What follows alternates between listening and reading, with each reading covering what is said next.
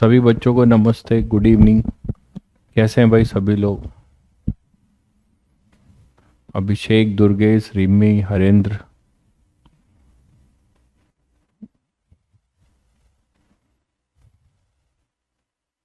सभी को good evening, नमस्ते।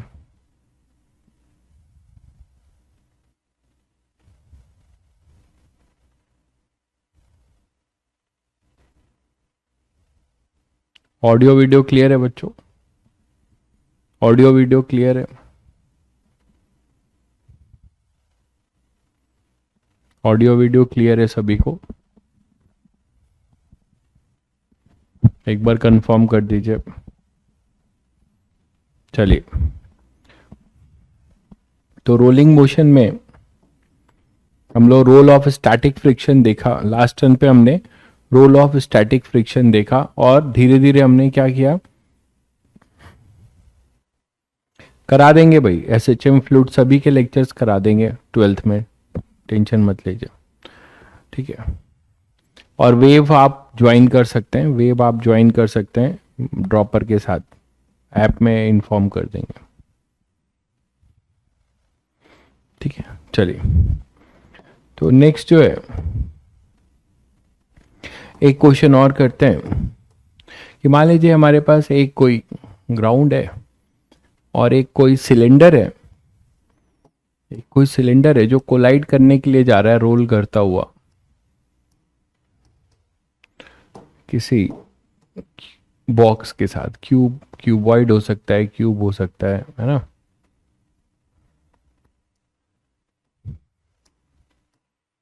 तो ये दोनों, ये रेस्ट पर है इनिशियली, ये रेस्ट पर है और ये कोलाइड करने को आ रहा है with velocity v not and omega naught. ये ओमेगा नॉट है, ये v नॉट है। प्योर रोलिंग कर रहा है, प्योर रोलिंग। ये रेस्ट पर है, दोनों के मासेस सेम है, दोनों के मासेस सेम है। इसका रेडियस r है, दोनों के मासेस सेम है।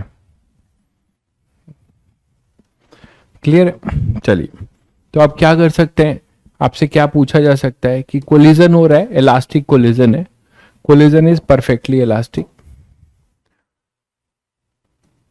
Collision between cylinder and cube is perfectly elastic, ठीक है। कोफिशिएंट ऑफ फ्रिक्शन म्यू है, कोफिशिएंट ऑफ फ्रिक्शन जो है इसमें म्यू है। Mu is the coefficient of friction between ground and the cylinder. Find, ध्यान से सुनिएगा, फाइंड वेलोसिटी ऑफ क्यूब, है ना। Find velocity of cube when cylinder again starts pure rolling, starts pure rolling after collision। तो after collision cylinder फिर से rolling motion करता है, मतलब प्योर रोलिंग करता है, तब ब्लॉक की वेलोसिटी क्या होगी, ठीक है। क्लियर है? चलिए, तो बच्चों अब यहां पे एक इंटरेस्टिंग क्वेश्चन है, इसमें एक पार्ट लगभग आप लोग कर चुके हो। आप मुझे बताओ कि ड्यूरिंग कोलिजन, कोलिजन के टाइम में अभी तो प्योर रोलिंग हो रहा है, तो प्योर रोलिंग जब हो रहा है, ध्यान से देखना, जब प्योर रोलिंग हो रहा है बच्चों, तो उसमें फ्रिक्शन का कोई रोल ही नहीं होगा, है ना। v equal to are omega, v not equal to are omega है, तो ऐसे ही चलता जाएगा। At the time of collision क्या होगा, at the time of collision क्या होगा बच्चों, ये कोलाइड करेगा, बोलो। तो at the time of collision बताइए क्या होगा, इंपल्स लगेगा। इंपल्स लगने के वजह से, इंपल्स लगने के वजह से आप बता सकते हो कि इनमें क्या होगा, लीनियर मोमेंटम का एक्सचेंज होगा। दो बॉडी अगर सेम मास की है और हेड ऑन कोलिजन हो रहा है, दो बॉडी अगर सेम मास की है और हेड ऑन कोलिजन हो रहा है, तो क्या होगा बताओ, लीनियर मोमेंटम एक्सचेंज होगा। मतलब ड्यूरिंग कोलिजन में इसको इंपल्स मिलेगा और इसको इंपल्स मिलेगा जे एन का। बोलो, तो इस इंपल्स के वजह से इनमें क्या आ जाएगा, जस्ट आफ्टर कोलिजन का भी सिचुएशन में बना दे रहा हूं।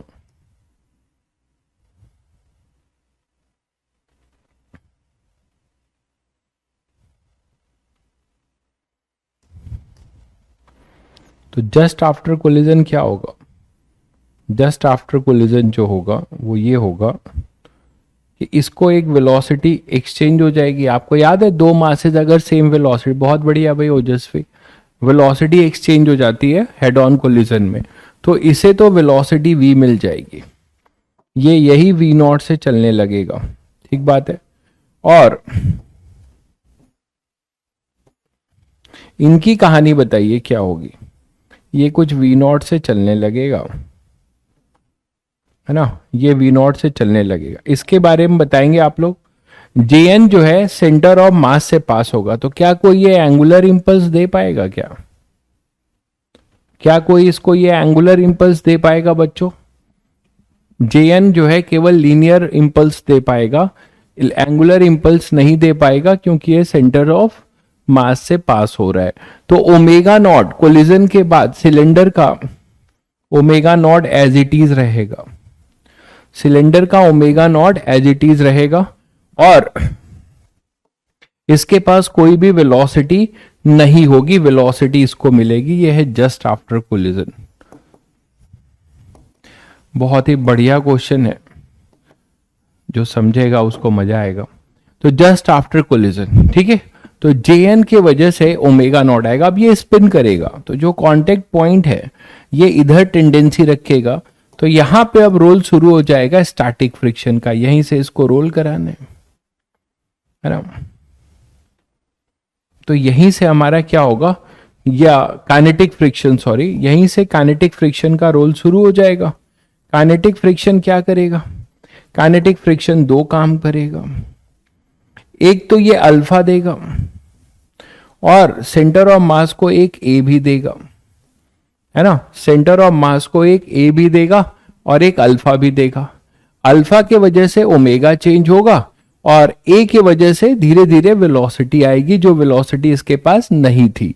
और यही एफ के इस क्यूब पे कैसा लगेगा, यही एफ के ये रिटार्डेशन है, तो एफ के ऐसा लगेगा इस पर, तो इसका ये चेंज होगा। आपसे पूछा गया था कि इस ब्लॉक की वेलोसिटी जब कोलिजन हुआ, जस्ट आफ्टर कोलिजन को t इक्वल टू 0 मानते हैं, जस्ट आफ्टर कोलिजन वाले इंस्टेंट को हम क्या मानते हैं, t इक्वल टू 0, ठीक है।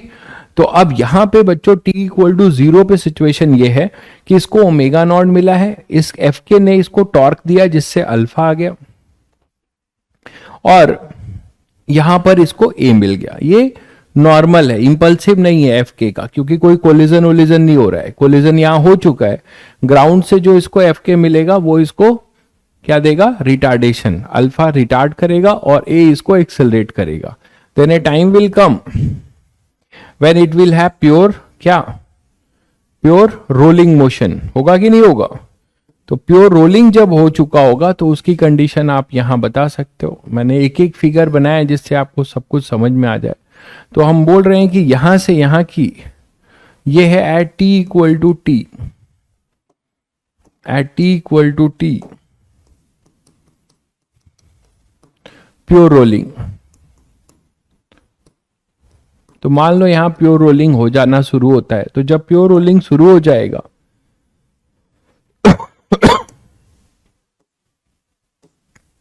इस पे तो एफ के लगता ही रहेगा, खैर। तो यहां जब प्योर रोलिंग शुरू होगा तो इसके पास कुछ वेलोसिटी होगी v और ये होगा ओमेगा, ठीक है। और यहां पर ये सेटिस्फाई होगा v equal to are omega, तो v equal to are omega satisfy होगा at t equal to T. और इसकी वेलोसिटी कुछ v1 हो चुकी होगी तब तक, क्योंकि इसको रिटार्डेशन मिल रहा है कंटिन्यू, है ना, किसके वजह से, काइनेटिक फ्रिक्शन के वजह से। तो काइनेटिक फ्रिक्शन इसको रिटार्ड कर रहा होगा टी इक्वल टू टी पे।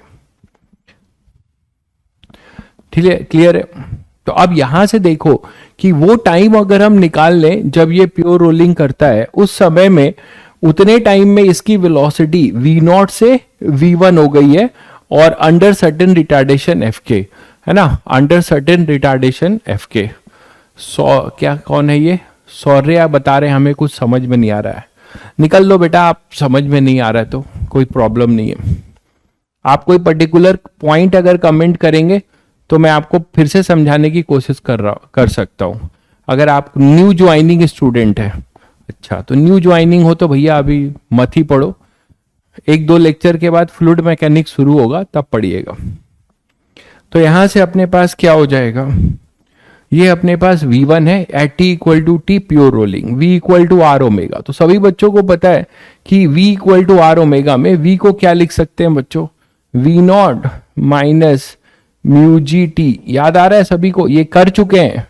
आर ओमेगा को लिख सकते हैं क्या, mu g by r alpha t. और अल्फा कितना होगा, अल्फा कितना होगा, अल्फा टॉर्क की इक्वेशन से निकाल सकते हो ना, अल्फा इक्वल टू, ये सब हमने करा हुआ है, अल्फा होगा F K by F K into R upon में I, that is mu G mu M जी।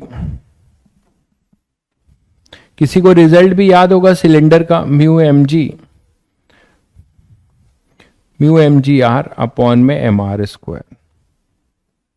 तो ये हो जाएगा म्यू जी अपॉन में आर। तो अल्फा ये है, तो म्यू जी अपॉन में आर इंटू टी। याद आ रहा है सभी को, यहां से टी मिल जाता था, टी कितना मिल जाता था, 3 V0 upon mu G, 2 mu जी। याद आ रहा है सभी को, नहीं याद आ रहा है तो यहां से फिर से देख लीजिए, V0 इज इक्वल टू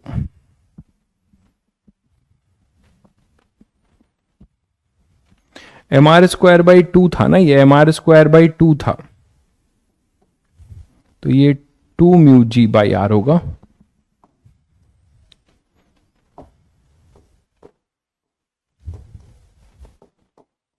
तो ये अपने पास आ जाता था 3 mu G T.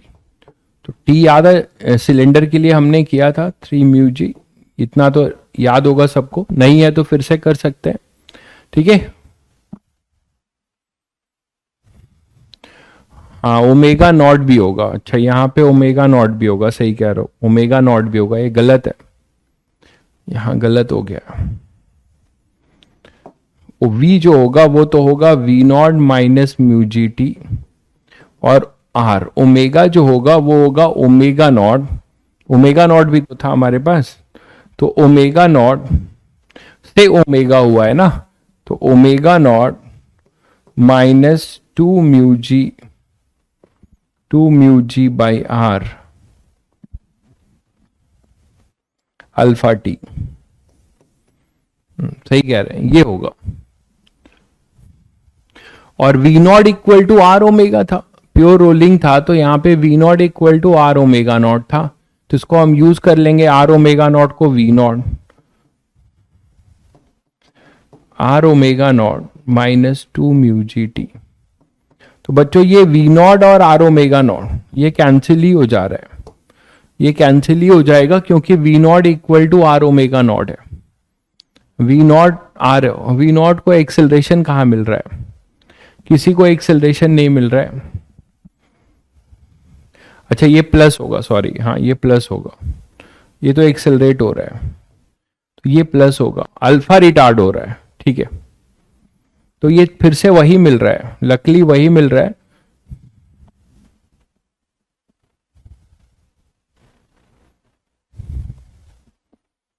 Are omega not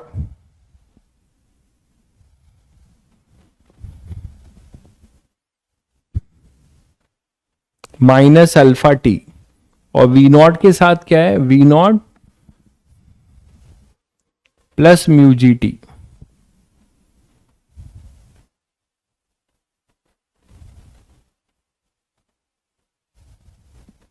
एक बार चेक करिएगा,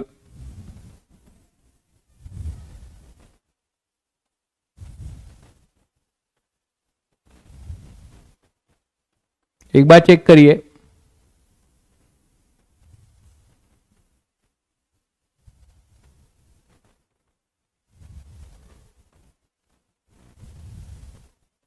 कहीं कुछ गड़बड़ है क्या?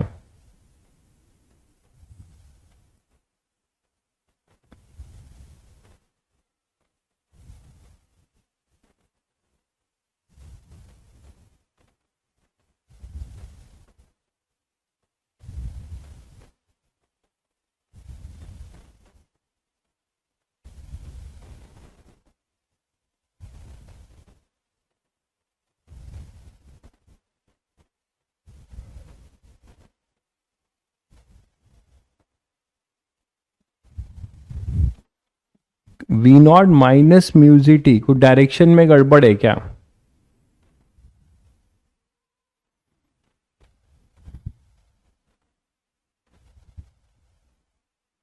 ये सिलेंडर की बात कर रहा हूं मैं।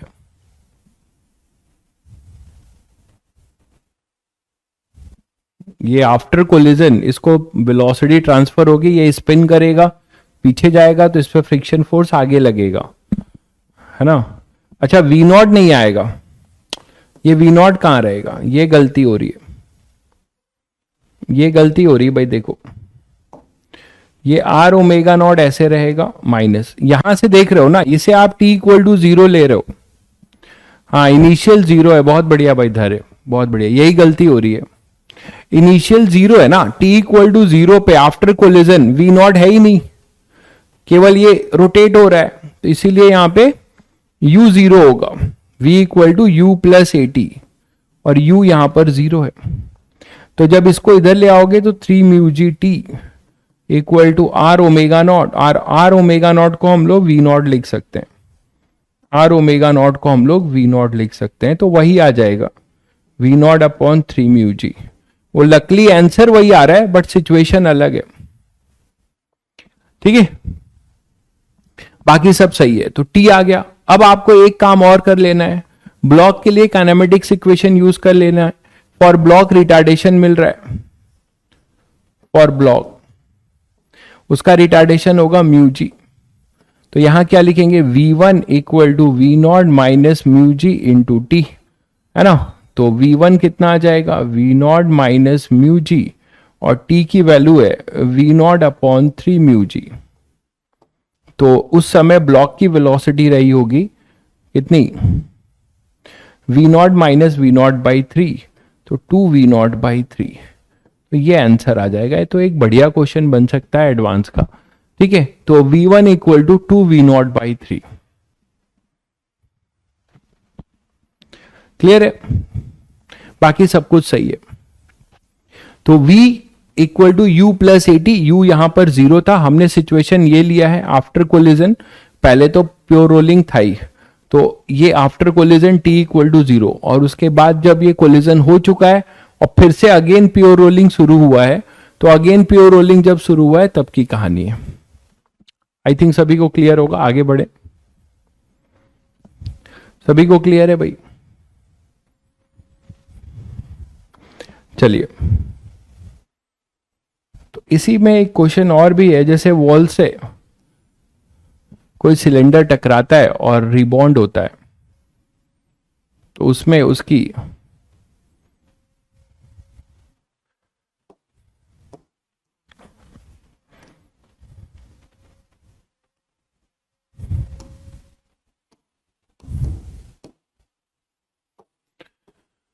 अब तो ये क्वेश्चन शायद सब लोग कर लेंगे। ये वी नॉट प्योर रोलिंग करता हुआ आ रहा है, मास है, में रेडियस आ रहा है, प्योर रोलिंग, ठीक है। और ये स्मूथ वॉल है, प्योर रोलिंग करता हुआ आ रहा है, इस वॉल पे टकरा रहा है। आपको बताना है कि after collision with wall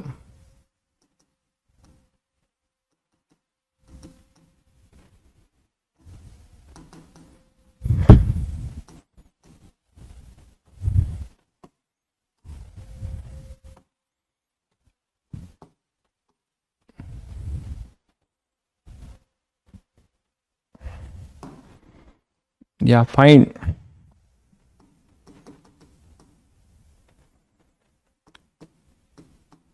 velocity of cylinder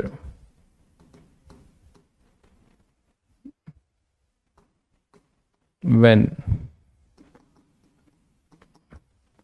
it starts pure rolling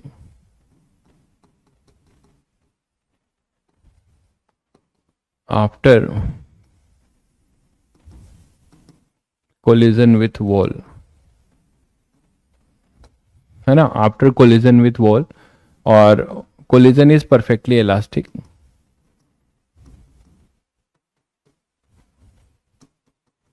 perfectly elastic, तो कोलिजन हमारा परफेक्टली इलास्टिक है, तो क्या हो जाएगा बच्चों? ये क्वेश्चन आप लोग करेंगे, जल्दी से बताइएगा कि ये यहां पर आ रहा है प्योर रोलिंग करता हुआ, ठीक है, तो कोलिजन वॉल के साथ इसका कोलिजन होने के बाद क्या होगा, यहां पे कोई बताएगा जल्दी से कि just after collision what will be the situation? Just after collision what will be the situation? ये कोलिजन के बाद क्या होगा जस्ट आफ्टर कोलिजन? और जल्दी बताइए। तो आप दो सिचुएशन ले रहे हैं कोलिजन के बाद, और जैसे कोलिजन हो जाएगा उसके बाद इसकी प्योर रोलिंग खत्म हो जाएगी, क्यों? जस्ट आफ्टर कोलिजन इसकी प्योर रोलिंग खत्म हो जाएगी, क्यों? वो भी बताइएगा, कमेंट करके बताइए जल्दी से, कमेंट करके बताइए कि जब ये रोल करता हुआ आ रहा होगा और इस स्मूथ वॉल से कोलाइड करेगा तो आफ्टर कोलिजन जो है इसकी प्योर रोलिंग खत्म हो जाएगी और उसके कुछ टाइम के बाद फिर प्योर रोलिंग शुरू होगी, ठीक है? क्या होगा फिर बताएंगे? तो बच्चों यहां पे ये सभी को पता है कि इलास्टिक कोलिजन है, तो कोई हैवी बॉडी से कोई स्मॉल बॉडी अगर कोलाइड करती है तो रिबॉन्ड होगी, ठीक है? वेलोसिटी एक्सचेंज का क्या मतलब है? वेलोसिटी यहां पे v नॉट होगी, रिबॉन्ड करेगा उसी से, है ना? एंगुलर इंपल्स मिल नहीं रहा है, तो बच्चों ओमेगा की डायरेक्शन वही रहेगी, ये समझने वाली बात है, ओमेगा नॉट यही रहेगा। ये इंटरेस्टिंग बात सबको समझ में आई क्या, कि अपना ओमेगा नॉट अभी भी वही रहेगा, because due to this impulse will pass through centre of mass, तो केवल लीनियर इंपल्स प्रोवाइड होगा, एंगुलर इंपल्स नहीं मिलेगा। जब एंगुलर इंपल्स नहीं मिलेगा तो इसकी एंगुलर वेलोसिटी चेंज नहीं होगी, है ना? तो ये होगा just after collision, just after collision ऐसी सिचुएशन हो जाएगी, देखो ध्यान से। तो बच्चों जब ऐसी हो जाएगी तो यहां पे अब देखो स्लिपिंग की टेंडेंसी होगी, ट्रांसलेशन से वी नॉट और रोटेशन से भी आर ओमेगा नॉट इधर ही मिलेगा दोनों से, तो यहाँ पे स्लीपिंग होगा इस पॉइंट का, तो यहाँ पे काइनेटिक फ्रिक्शन लगने लगेगा। Now kinetic friction will play the role, और एक टाइम आएगा, ये सबको बता चुका हूं कि how kinetic friction will play the role to have pure rolling motion again. तो काइनेटिक फ्रिक्शन फिर से यहाँ पे लगेगा, और काइनेटिक फ्रिक्शन जब फिर से यहाँ पे लगेगा तो क्या होगा, ये इसको अल्फा देगा, है ना, इसको अल्फा प्रोवाइड करेगा, और ए जिससे कि एक टाइम आएगा कि फिर से ये v हो जाए, और ये ओमेगा नॉट जो है अपना, अगर ये इधर v है तो ओमेगा नॉट अपना ऐसा हो जाए, ओमेगा नॉट को घटाकर ये जीरो करे, फिर इसकी डायरेक्शन को भी पलटे, तभी तो v equal to are omega justified है। ये v होगा और ओमेगा ऐसा होगा, तभी तो यहां पर v equal to are omega justified होगा बच्चों। तो ये जो p पॉइंट है v equal to are omega, तो आप इसको t इक्वल टू 0 मान लो। टाइम तो पूछा नहीं है आपसे अभी, केवल ये पूछा है कि इस समय का बताओ। तो सबसे आसान तरीका ये है कि आफ्टर कोलिजन ये इनिशियल स्टेट मानो, एंगुलर मोमेंटम कंजर्वेशन की बात कर सकते हैं हम लोग, एंगुलर मोमेंटम कंजर्वेशन की बात कर सकते हैं बिल्कुल। कहां पे? किसी भी p पॉइंट पे, यहां पे कोई भी p पॉइंट लेंगे तो इसको हम इनिशियल स्टेट माने, क्योंकि काइनेटिक फ्रिक्शन केवल लग रहा होगा, और काइनेटिक फ्रिक्शन इसके यहां पे ग्राउंड पे कोई भी पॉइंट होगा उसके सेंटर ऑफ मास से, उसके पॉइंट से पास हो रहा होगा। कोई भी ऐसा पॉइंट जो ग्राउंड पर है उसके अबाउट आप लीनियर एंगुलर मोमेंटम कंजर्व कर सकते हो आफ्टर कोलिजन। तो आफ्टर कोलिजन को इनिशियल स्टेट मानिए, और जब ये रोलिंग कर रहा होगा, जब यहां पे प्योर रोलिंग शुरू हो जाएगी तो इसको आप फाइनल स्टेट मान सकते हो, है ना। तो यहां से यहां तक का, है ना, जस्ट आफ्टर कोलिजन और just when pure rolling start, who will responsible for starting the pure rolling motion? F के ये सब बता चुका हूं। एफ के जो है इसको रिटार्ड करेगा, अल्फा उल्टा देगा, जिससे ओमेगा नॉट को पहले 0 करेगा, फिर अपनी डायरेक्शन में इसको एक नया ओमेगा देगा। तो यहां से यहां तक आप सीधे सीधे एक लाइन में आपका आंसर आ जाएगा। बाकी आप काइनेमेटिक्स से भी कर सकते हो। पी पॉइंट पे एंगुलर मोमेंटम कंजर्वेशन, तो एएमसी अबाउट पॉइंट पी।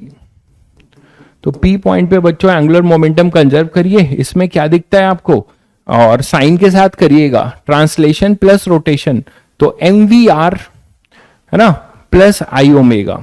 तो एम देखिए ये वी नॉट है, इसके लाइन ऑफ एक्शन से perpendicular distance M V R perpendicular, यही करते हो। तो ये जो लाइन ऑफ एक्शन है इस पे परपेंडिकुलर डिस्टेंस तो आर के बराबर होगा, यही तो होगा परपेंडिकुलर डिस्टेंस। तो एम वी आर परपेंडिकुलर, तो एम वी आर परपेंडिकुलर बच्चों डायरेक्शन देख लीजिए, डायरेक्शन है एंटी क्लॉकवाइज मतलब प्लस के कैप, तो ये हो जाएगा M V not R perpendicular, और ये प्लस होगा क्योंकि प्लस के कैप है। और आई ओमेगा नॉट कैसा है, आई ओमेगा नॉट माइनस में है, तो इसीलिए साइन को ध्यान देना है।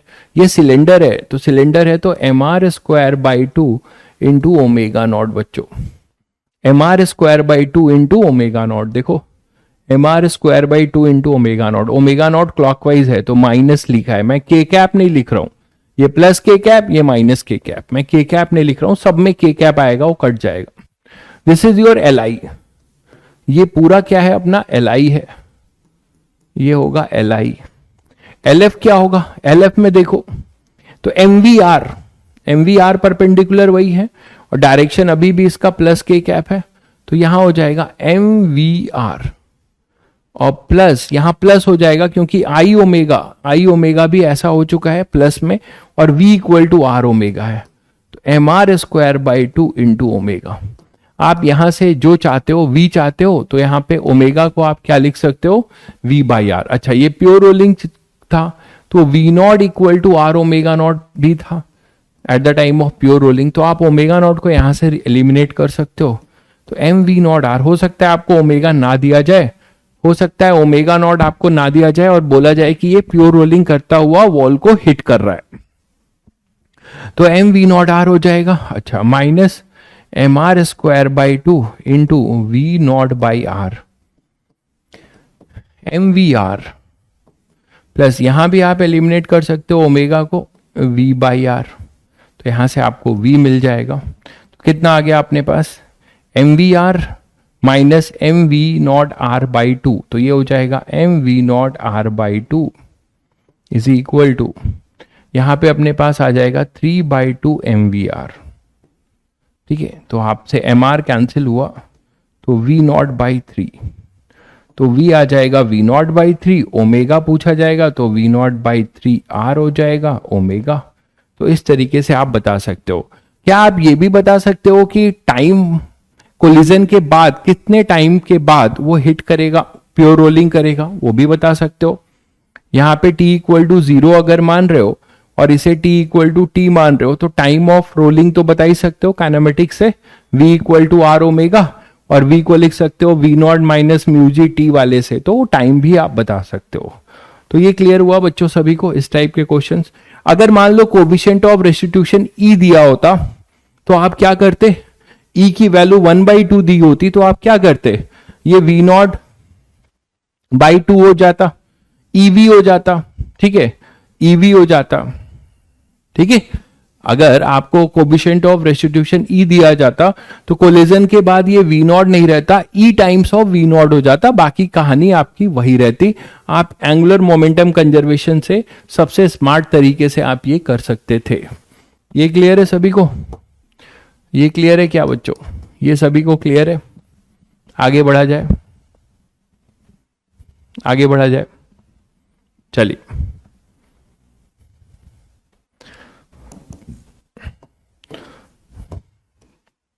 जैसे एक क्वेश्चन, मान लीजिए आपके पास एक प्लैंक है और इस प्लैंक पे ये सिलेंडर है।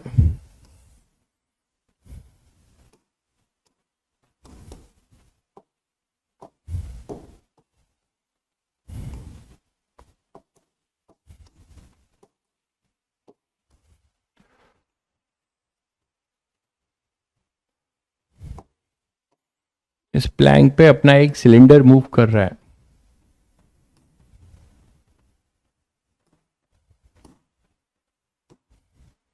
ठीक है। और कैसे मूव कर रहा है, आपने इसको एफ वेलोसिटी एफ फोर्स से खींचा है, कांस्टेंट फोर्स से खींचा है ना। This plank is pulled by a constant force F. दोनों के मासेस सेम ही ले रहे हैं, एम और एम, दोनों के मासेस सेम है, रेडियस इसका आर है। दिस इज सिलेंडर, ठीक है। No relative slipping, no slipping between cylinder and plank, ठीक है। प्लैंक और सिलेंडर के बीच में इलास्टिक होता तो E1 हो जाता, भाई E इक्वल टू 1 ही तो लिया गया है, ठीक है। E इक्वल टू 1 ही लिया गया है, E इक्वल टू 1 ही लिया गया है। अगर E टाइम्स हो जाता, तभी तो मैंने V नॉट को रिबॉन्ड कराया, E times V not, E 1 है तो V नॉट हो गया। भैया आदित्य, अभी से ये सब अपना लेवल वेबल डिसाइड करोगे तो क्या सीखोगे यार तुम। ड्रॉप आउट के थोड़े स्टूडेंट हो कि 2 साल तैयारी करने के बाद नहीं समझ में आ रहा है तो आपने डिसाइड किया कि हमें मेंस पढ़ना है, ठीक है। ये सब कॉन्सेप्ट बिल्डिंग एक्सरसाइज है, आपको पढ़ना चाहिए, बाकी आपकी मर्जी है। आप छोड़ना चाहो तो छोड़ सकते हो, जेई मेंस में नहीं आएगा ये सब कभी। तो यहां पर अपने पास ये फोर्स कांस्टेंट फोर्स है, अगर आप इसे पुल कर रहे हो तो आपको, और ये सिलेंडर जो है रोल कर रहा है, सिलेंडर जो है रोल कर रहा है, कोएफिशिएंट ऑफ फ्रिक्शन अपना क्या है, म्यू है। तो आपको बताना है कि eight the time of rolling, है ना, एक्सेलरेशन क्या होगा, सारी चीजें आप बता सकते हो। एक बार ट्राई करो, एक्सेलरेशन क्या होगा। तो आपको डिस्क का एक्सेलरेशन, डिस्क या सिलेंडर है तो फाइंड एक्सेलरेशन।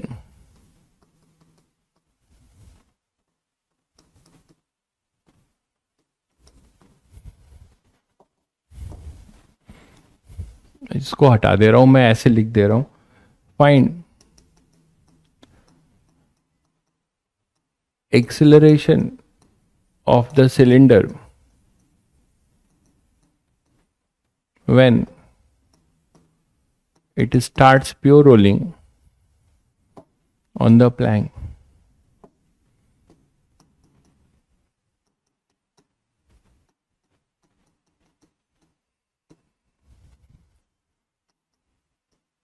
तो प्लैंक पे प्योर रोलिंग मोशन शुरू करे, उसके लिए इसका एक्सेलरेशन बताना है। जल्दी ट्राई मारिएगा। ग्राउंड स्मूथ है भाई, ग्राउंड और प्लैंक के बीच में कोई भी फ्रिक्शन नहीं है, ये स्मूथ है, ये स्मूथ ले लीजिएगा। जल्दी ट्राई मारिए।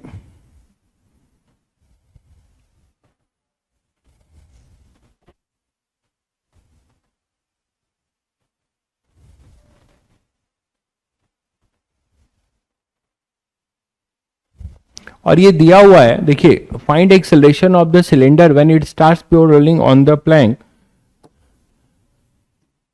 As soon as F applied.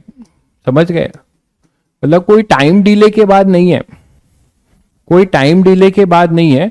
जैसे ही आपने प्लैंक को खींचा है उसी टाइम से क्या हो रहा है, ठीक है, उसी टाइम से आपका जो है रोलिंग शुरू हो रहा है, मतलब सिलेंडर रोल करता हुआ ही आगे चल रहा है। एट द वेरी इंस्टेंट जैसे ही आपने फोर्स एफ लगाया उसी समय से जो है प्योर रोलिंग शुरू हो जा रही है। ये लिखा हुआ है ना, as soon as F applied. तो इसमें 3 इक्वेशन बनाएंगे। क्या क्या बनाएंगे, देखिए, पहले तो आप देखो कि अगर ये आप इसको खींच रहे हो तो इसके रिस्पेक्ट में 2 पॉइंट लो, अगर P एक यहां पे पॉइंट P है और एक यहां पे पॉइंट P है, यही तो है। तो आपको क्या दिखता है, ये जो पॉइंट P है बच्चों प्लैंक वाला, ये राइट साइड जा रहा होगा, है ना, राइट साइड जा रहा होगा। तो ये जो प्लैंक P है ये राइट साइड जा रहा होगा, तो सिलेंडर इस पे जो फ्रिक्शन फोर्स लगाएगा ये स्टैटिक फ्रिक्शन लगेगा। ये बता चुका हूं कि कभी भी तुरंत वहीं से अगर प्योर रोलिंग शुरू हो रही है तो काइनेटिक नहीं लगेगा, स्टैटिक फ्रिक्शन का रोल आएगा। और static friction is self adjustable. तो इसकी इक्वेशन हम कैसे निकालते हैं, डायनेमिक्स से, याद आ रहा है आप लोगों को। और ये Fx दो रोल प्ले करेगा, क्या करेगा, इस सेंटर ऑफ मास को एक एक्सेलरेट भी करेगा और इसको एक टॉर्क देगा अल्फा, इसको एक टॉर्क देगा अल्फा। तो ऐसा एक अल्फा टॉर्क देगा और एक ए एक्सेलरेशन देगा, ठीक है।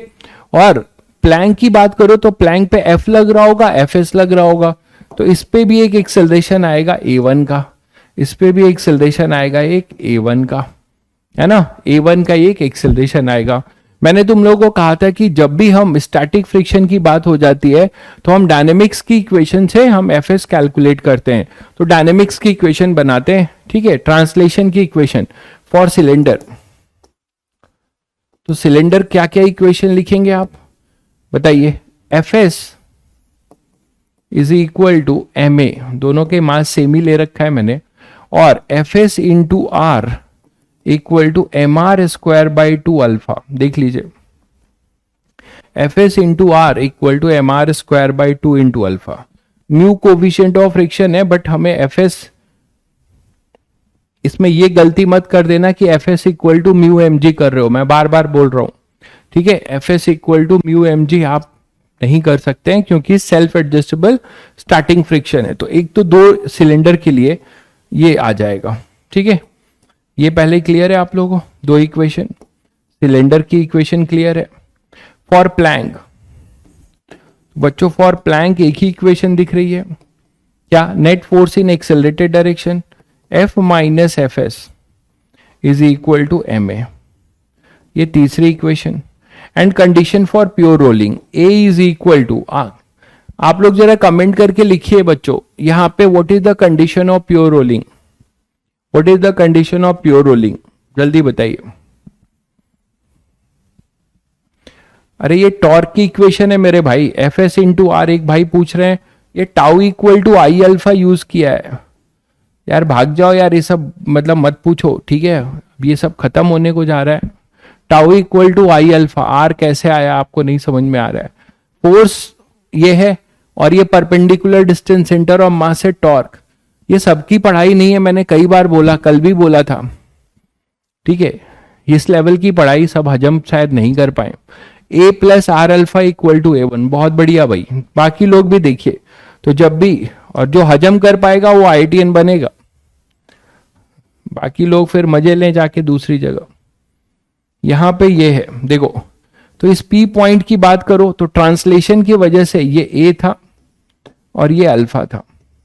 तो यहां पे बच्चों ट्रांसलेशन से A और इधर आएगा R अल्फा, और इसी P पॉइंट का प्लैंक के रिस्पेक्ट में क्या होगा A1, इसी P पॉइंट का प्लैंक के रिस्पेक्ट में क्या होगा A1। क्या बताया था कि this P point is a common point, तो प्लैंक के रिस्पेक्ट में जो इसका एक्सेलरेशन हो उसी डायरेक्शन में इस P पॉइंट का सिलेंडर के रिस्पेक्ट में हो।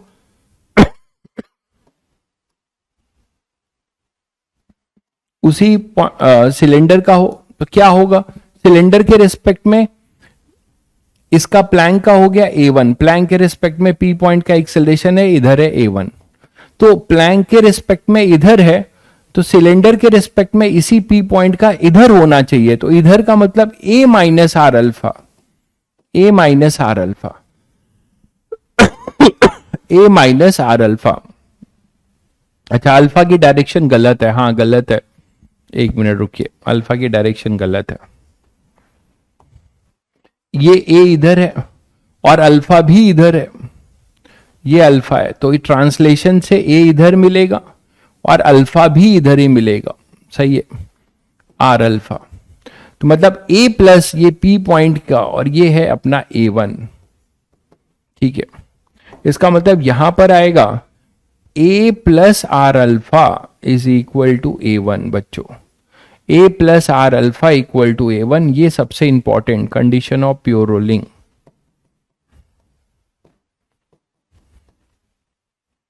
Condition of pure rolling, condition of pure rolling ये आएगा बच्चों, A plus R alpha, F S की वजह से जो टॉर्क लगा वो ऐसा ही लगा और ये ट्रांसलेट हुआ, तो A plus R alpha equal to A one, A plus R alpha equal to A one. जल्दी से देख लीजिए,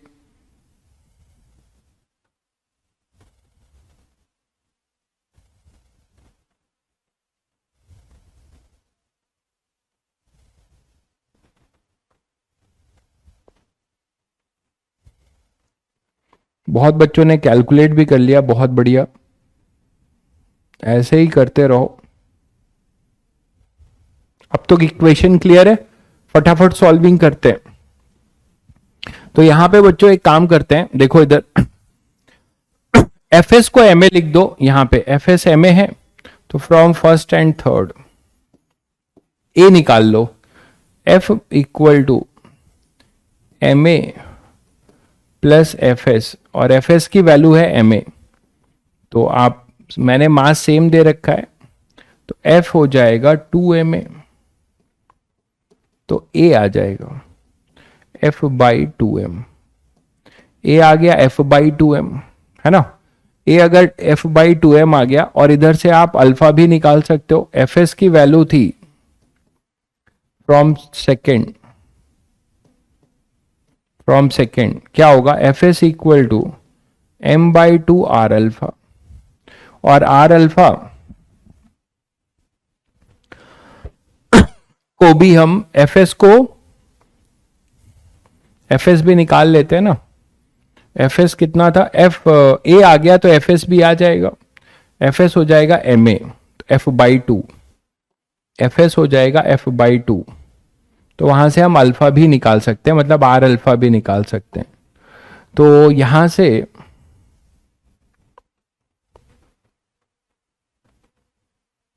आर अल्फा भी निकाल लें एफ एस के टर्म्स में, आर अल्फा होगा 2fs बाई एम। मैं कह रहा हूं कि ए यहां पे आ चुका है,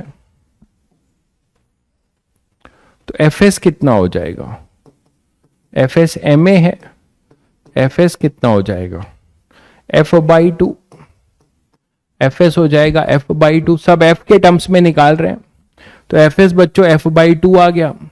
अब एफ एस आ गया तो आर अल्फा भी आ जाएगा, आर अल्फा आएगा 2fs by M, alpha R alpha, R alpha is equal to 2fs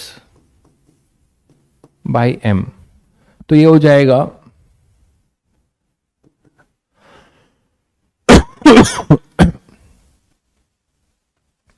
F by M, F S हो जाएगा एफ बाई एम। अब इसको अगर हम यहां पुट करते हैं A plus R alpha equal to A one, तो A plus R alpha equal to A one, तो ए वन भी आ जाएगा, ए वन हो जाएगा F by 2m plus R alpha equal to F by M, तो A one आ जाएगा Planck का acceleration 3f upon 2m, तो प्लैंक का एक्सेलरेशन भी आ गया 3f बाई 2m, है ना। एफ एस आ गया f बाई 2, ए आ गया f बाई 2m, सब कुछ आ गया।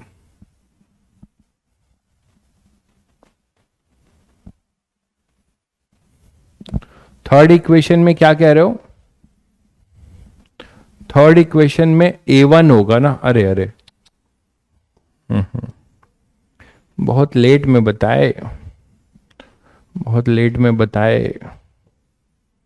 थर्ड इक्वेशन में a1 था, फिर से कर लेते हैं, कोई बात नहीं। यहां तो हमें पता है a plus R alpha equal to a1, this is your fourth equation, condition of pure rolling,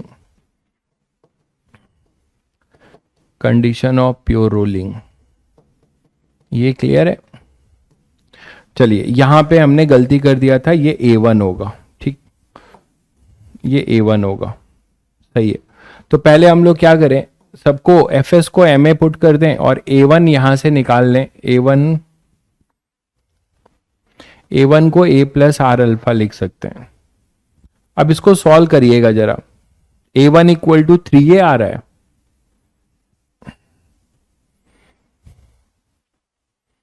देखिए Fs को आप Ma कर दीजिए और A को A प्लस आर अल्फा कर दीजिए। आर अल्फा भी Fs के टर्म्स में यहां से हम निकाल सकते हैं, तो मैं वही करने जा रहा हूं। क्या कर रहा हूं, देखो F फ्रॉम थर्ड, सॉल्विंग आपके ऊपर है। F माइनस Fs को मैं लिख रहा हूं, Fs को Ma, ठीक है, इक्वल टू M।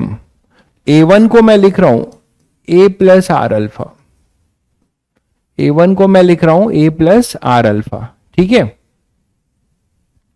अब Fs एक बार देखो Ma है, तो यहां से Fs is equal to M/2 R alpha.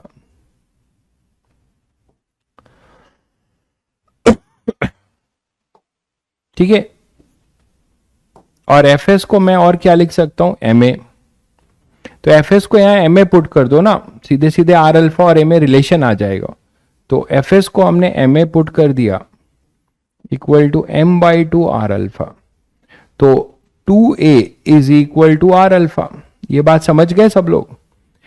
इन दोनों से हमने क्या किया, Fs को Ma लिखा और यहां के कैंसिल किया, यहां से Fs है M/2 आर अल्फा। समझ गए होगे, M/2 आर अल्फा, और आर अल्फा को फिर हमने, और Fs को हमने क्या लिख दिया, Ma। तो यहां पे R alpha equal to 2A आ गया, तो आर अल्फा 2A हो गया। डायरेक्ट आप यहां से A निकाल पाओगे, तो आर अल्फा अपना 2A हो गया। तो F minus Ma is equal to Ma plus R alpha. R alpha है 2A, तो 3Ma, तो 3Ma। इस आर अल्फा को हमने 2A पुट कर दिया, ठीक है। तो ये 3Ma और इधर 4, तो F equal to 4Ma। A आ गया F अपॉन 4M। A आ गया बच्चों F अपॉन 4M, ठीक है। A आ गया F अपॉन 4M। अब तो बाकी चीजें आने लगेंगी। तो Fs आ जाएगा F/4, Fs आ जाएगा F/4, और आर अल्फा आ जाएगा 2A। R alpha equal to 2A। तो अल्फा भी पूछा जाए तो वो भी बता सकते हो, 2A/r, that is 2F upon 4mr। A1 पूछा जाए तो A1 बता सकते हो। A1 कितना हो जाएगा, वो 3A है, दैट इज 3F/4। तो सब कुछ आ जाएगा। तो यहां से आप सब कुछ निकाल सकते हो। तो इस तरीके से क्वेश्चंस आपको अब आइडिया लग रहा होगा बच्चों। आपको थोड़ा भी घबराना नहीं है, ये सब क्वेश्चन बहुत आसानी से हैंडल कर सकते हैं आप, बस कॉन्सेप्ट में पकड़ होनी चाहिए। आगे बढ़े भाई।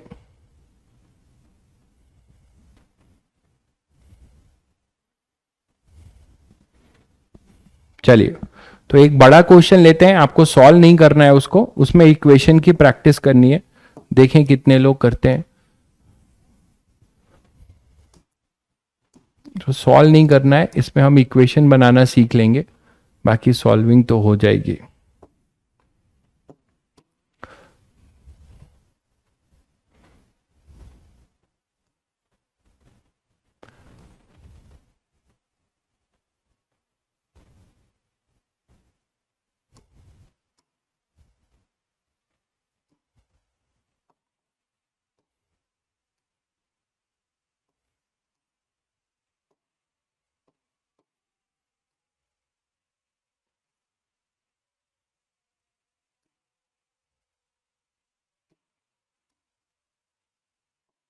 तो एक स्पूल ऑफ थ्रेड है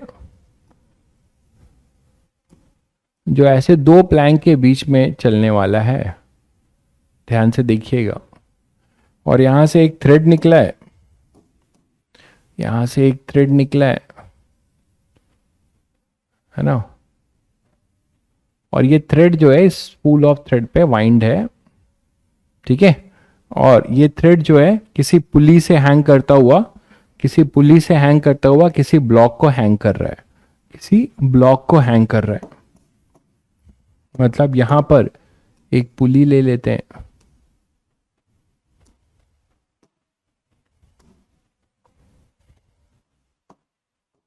और ये इस पुली से बाईपास होता हुआ इधर आ रहा है, और यहां पे एक ब्लॉक है बच्चों। दुनिया रंगीन हो जाएगी आपकी आज।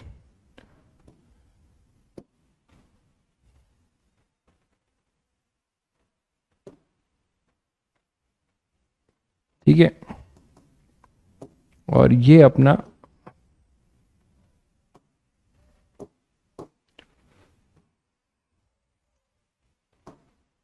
कोई पुली है जो इधर क्लैम्प्ड है।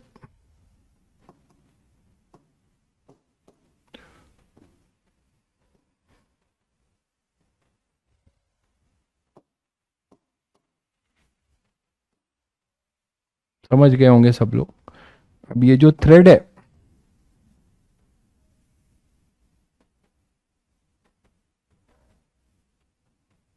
ये इस तरीके से आ रहा है, और इस पे वाइंडिंग है थ्रेड की।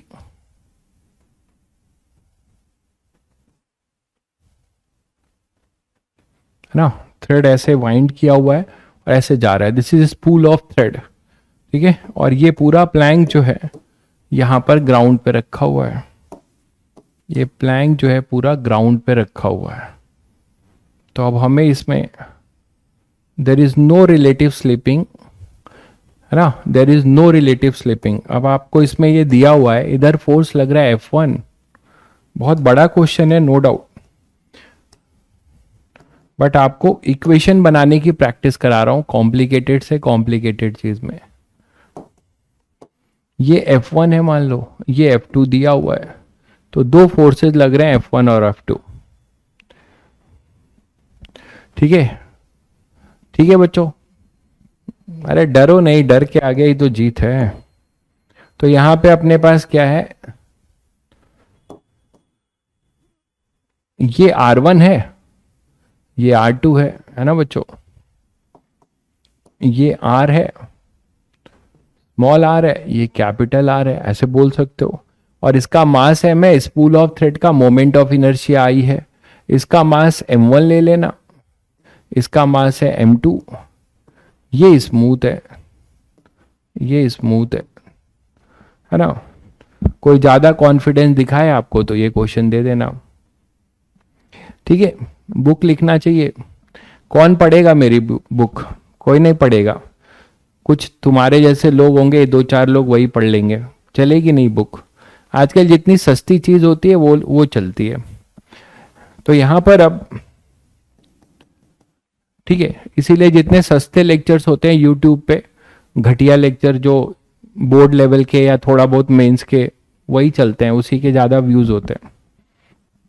अब यहां पे देखो, इसका मास कुछ m3 ले लेता हूं, इसका मास बच्चों कुछ m3 ले लेता हूं, ठीक है। चलिए अब स्टार्ट करते हैं इक्वेशन बनाना। इसमें दिया होगा कि रिलेटिव स्लीपिंग कहीं नहीं है, ठीक है बच्चों, रिलेटिव स्लीपिंग आपको कहीं नहीं मिलेगी, कहीं पे भी रिलेटिव स्लीपिंग नहीं है।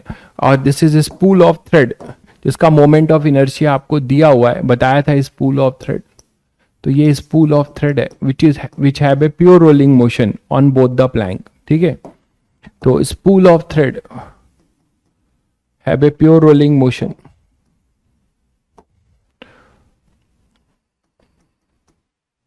spool of thread have a pure rolling motion, pure rolling motion, ठीक है। तो आपको बताना है कि रेलिवेंट इक्वेशंस लिखना पहले सीख लेते हैं। किसी का भी आपसे एक्सेलरेशन पूछ सकता है ना, किसी की वेलोसिटी पूछ सकती है किसी टाइम के बाद, तो आपसे एक्सेलरेशन। चलिए अब स्टार्ट करते हैं फिर। तो देखिए यहाँ पे कितने अननोन्स हैं। अभी पहले तो स्पूल ऑफ थ्रेड की बात करते हैं।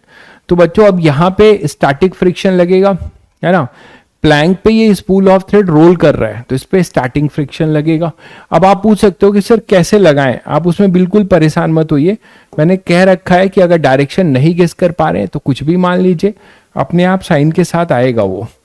तो इसको अगर मैं ए दे रहा हूं बच्चों और इसको अल्फा दे रहा हूं, ठीक है, इसके सेंटर ऑफ मास को, स्पूल ऑफ थ्रेड के सेंटर ऑफ मास को ए दिया और इसको क्या दिया, अल्फा दिया, ठीक है। और इसको मैं मान रहा हूं कि ये प्लैंक जो है A2 से मूव करने लगा, ये प्लैंक A2 से मूव करने लगा, ये प्लैंक ऊपर वाला A1 से मूव करने लगा। तो ये A1 ले लेते हैं, ये A2 ले लेते हैं, ये A और अल्फा है, और इस वाले ब्लॉक को ले लेते हैं A3, इस वाले ब्लॉक को ले लेते हैं A3, ठीक है। तो ये A1, A2, A3 सब कुछ आपसे पूछा जा सकता है। चलिए, तो अब इक्वेशन धीरे धीरे बनाना शुरू करते हैं। पहली इक्वेशन तो बच्चों ट्रांसलेशन मोशन की है ना, उससे पहले जो सबसे अच्छी इक्वेशन है वो है प्योर रोलिंग की। तो पहले हम लोग प्योर रोलिंग की इक्वेशन बनाना सीखेंगे, वो इंपॉर्टेंट है ना। तो equation for pure rolling motion, equation for pure rolling, या कंडीशन लिखो, कंडीशन फॉर प्योर रोलिंग ज्यादा बेटर है। तो कंडीशन फॉर प्योर रोलिंग क्या होगा बच्चों, कंडीशन फॉर प्योर रोलिंग, तो स्पूल ऑफ थ्रेड दो जगह कांटेक्ट पे है, यहां पे आप एक P पॉइंट ले सकते हैं और ये भी यहां पे P पॉइंट होगा। यहां पे अगर आप Q पॉइंट लेंगे तो यहां पे भी Q होगा।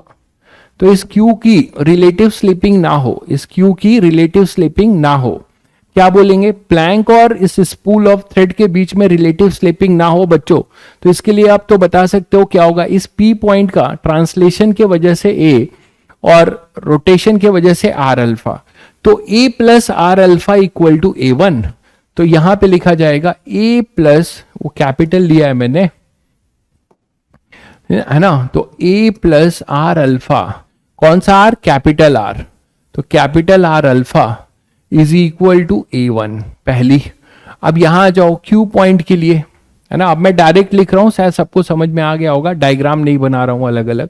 इस Q पॉइंट के लिए देखो, तो Q पॉइंट के लिए स्पूल ऑफ थ्रेड के रिस्पेक्ट में देख रहे हो, तो ट्रांसलेशन की वजह से A और R अल्फा पीछे, है ना, और Q पॉइंट का A2, तो A2 इक्वल टू क्या होना चाहिए, A माइनस आर अल्फा, बोलो, तो A minus R alpha is equal to A2। ये पहली इक्वेशन, ये दूसरी equation condition of pure rolling की, बोलो।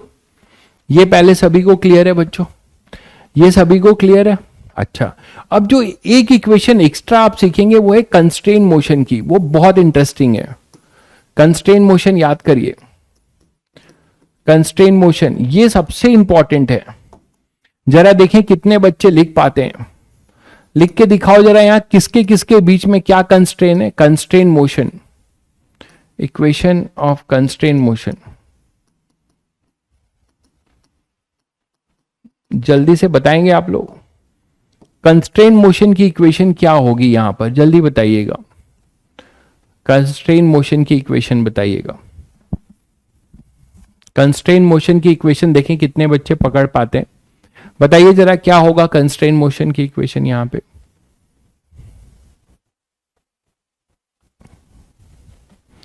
कंस्ट्रेन मोशन की इक्वेशन बताइए बच्चों। Block and small R, very good, block और स्पूल ऑफ थ्रेड बोलो। ब्लॉक की एक्सेलरेशन A3 है, ध्यान दीजिए, ठीक है, ब्लॉक की एक्सेलरेशन A3 है, और ये जो स्ट्रिंग है ना, ये ऐसे खुल रही है, स्पूल ऑफ थ्रेड में ऐसे बांधी हुई है और धीरे धीरे ये खुल रही है। तो ये जब खुलेगी तो जितना ये स्ट्रिंग लूज होगा उतना ब्लॉक नीचे जाएगा, ये बात समझ पा रहे हैं। और ये ब्लॉक जो है, ये ब्लॉक जो है भाई कौन है, ये RSJ, आप यहां पे क्या कर रहे हो यार, क्यों डिस्टर्ब कर रहे हो, 12th की क्लासेस ऑफ हैं, आपको पता है कोर्सेज हो चुका है, बाकी जो जिनको कंप्लीट करना है वो अपना इसमें कर रहे हैं, थर्मोडायनेमिक्स भी कराया, ग्रेविटेशन करा दिया था, अभी वेब जो है 12th वालों का ड्रॉपर के साथ करा दूंगा। तुम यहां पे ऐसा बकवास क्यों कमेंट कर रहे हो भाई, ये 11th के बच्चों का एक सेक्शन है, अब यहां घुस के आप अपनी जो है क्वेरी पूछ रहे हो, आपको नहीं पता कि 11th का 12th का हो चुका है कोर्स। तो यहां पे अपने पास क्या हो जाएगा, क्यू। क्यू के लिए क्या करेंगे, क्यू के लिए क्या करेंगे बच्चों, तो क्यू के लिए आप क्या करोगे, ए और इधर आर अल्फा, क्या बोल रहा था, सॉरी A3 कंस्ट्रेन मोशन में स्पूल ऑफ थ्रेड पे देखो, तो स्पूल ऑफ थ्रेड का कंस्ट्रेन ये है कि एक ट्रांसलेशन हो रहा है और एक रोटेशन हो रहा है। तो ट्रांसलेशन, ये धागा कितना खुलेगा बच्चों, ये धागा कितना खुलेगा ये बताएंगे आप लोग। देखिए ड्यू टू रोटेशन, मान लो ये यहां से यहां पे आ गया, तो ये थीटा रोटेट कर गया, तो ये P पॉइंट मान लो यहां से यहां ये धागा खुल गया, कितना खुलेगा, स्मॉल r r थीटा, और x से आगे भी बढ़ गया, ट्रांसलेट भी कर गया। तो r और r में बहुत ध्यान रखना है कि कौन सा r कब लेंगे। ये इसका centre of mass spool of thread का x आगे बढ़ गया, मान लो ये x आगे बढ़ गया है ना, इसका सेंटर ऑफ मास यहां से यहां आ गया, x आगे बढ़ गया, ये x आगे बढ़ गया और रोटेट हो गया, ऐसे रोटेट भी हुआ और आगे भी बढ़ गया। ठीक है, तो मुझे ये बताओ कि ट्रांसलेशन से x का आगे बढ़ना और रोटेशन से r थीटा से घूमना, ठीक है, तो मुझे ये बताओ कि धागा स्ट्रिंग कितना लूज हुआ। एक बार आप ऐसे सोचो कि ये x आगे बढ़ा और r थीटा से लूज भी हुआ, r कौन सा, यहां पे, अगर ये यहां पे अगर हमारा स्ट्रिंग होता तो कैपिटल R लेते, तो इसका मतलब जो धागा खुला वो खुला x प्लस r थीटा, है ना, due to translation of this spool of thread and due to rotation of this. तो धागा खुला x प्लस r थीटा, और धागा जितना खुला उतना स्ट्रिंग लूज हुआ, तो ये y नीचे चला गया, तो that is equal to y। ये बात सबको समझ में आई क्या? बिल्कुल। तो M3 का जो डिस्प्लेसमेंट होगा वो बच्चों स्पूल ऑफ थ्रेड के दो मोशन से होगा, धागा खुलेगा ट्रांसलेशन की वजह से भी और रोटेशन की वजह से भी। तो रोटेशन में स्मॉल r क्यों लिया, इसका लॉजिक क्लियर है, क्योंकि धागा इनर वाले पे है, आउटर वाले पे होता तो कैपिटल R थीटा लेता। अब इसी को आप डिफरेंशिएट कर दो, एक बार करोगे तो v प्लस आर ओमेगा होगा, हमें दो बार करना है, तो क्या हो जाएगा, इसको दो बार डिफरेंशिएट करोगे, अब ऐसे लिखते हैं डिफरेंशिएशन, तो D square X by D T square plus R D square theta by D T square D square Y by D T square. तो शायद सब लोगों को समझ में आ रहा होगा कि ये सेंटर ऑफ मास है ए प्लस आर, सॉरी ये स्मॉल आर था,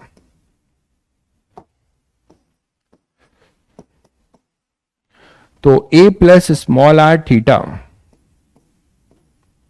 small R alpha is equal to A3 equal to A3।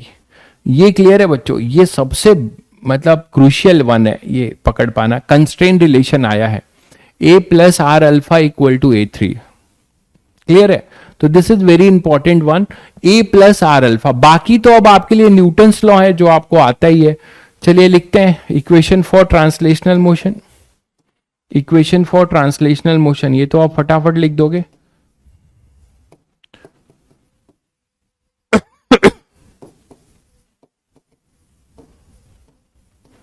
तो इक्वेशन फॉर ट्रांसलेशनल मोशन लिखते जाइए। प्लैंक के लिए, ऊपर वाले प्लैंक के लिए क्या लिखोगे बच्चों, ऊपर वाले प्लैंक में फोर्स लग रहा है F1 और यहां पे अभी मैंने स्टैटिक फ्रिक्शन नहीं दिया, तो स्टैटिक फ्रिक्शन मान लो इस पे मैं ऐसे दे रहा हूं,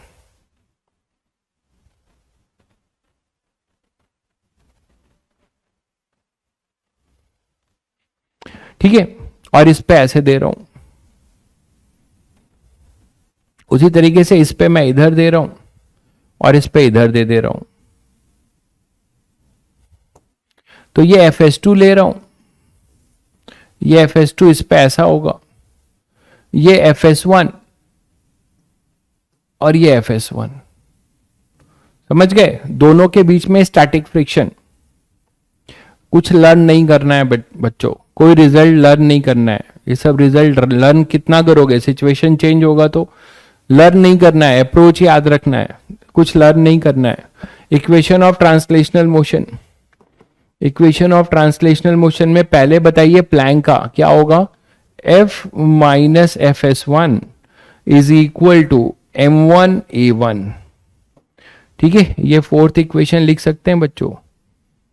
और नीचे वाले प्लैंक के लिए, स्पूल ऑफ थ्रेड के लिए क्या होगा? स्पूल ऑफ थ्रेड के लिए ट्रांसलेशनल मोशन क्या होगा? Fs1 Fs2। और देखो अभी टेंशन भी आएगा, टेंशन इधर अपना m3g, और यही टेंशन यहां होगा। तो अब स्पूल ऑफ थ्रेड पे फोर्सेस क्या क्या लग रहे हैं? T plus Fs1 plus Fs2, तीन फोर्सेस लग रहे हैं, तीनों एक्सेलरेटेड डायरेक्शन में। तो T plus Fs1 plus Fs2 is equal to spool of thread था m इंटू उसका एक्सेलरेशन था a। तो ये फिफ्थ हो जाएगा ट्रांसलेशन की।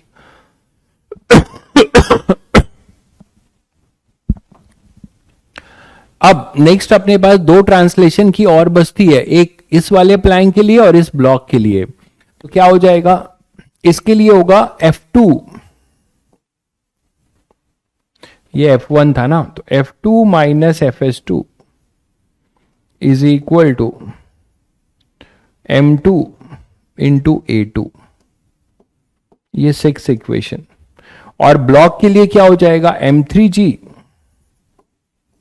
Minus T is equal to M3A3। ये सेवेंथ इक्वेशन। तो बच्चों ट्रांसलेशन की इतनी इक्वेशन बनेगी, ट्रांसलेशन की इतनी इक्वेशन बनेगी। ये कंस्ट्रेन मोशन की हो गई, ये प्योर रोलिंग की हो गई, ये ट्रांसलेशन की हो गई। अगर किसी ने केवल ये एक सवाल कर लिया तो पता नहीं वो कितने सवाल रोलिंग का कर लेगा। ठीक है, तो ये क्लियर है सभी को? अब इक्वेशन फॉर रोटेशनल मोशन। तो रोटेशन तो केवल इस स्पूल ऑफ थ्रेड का होगा।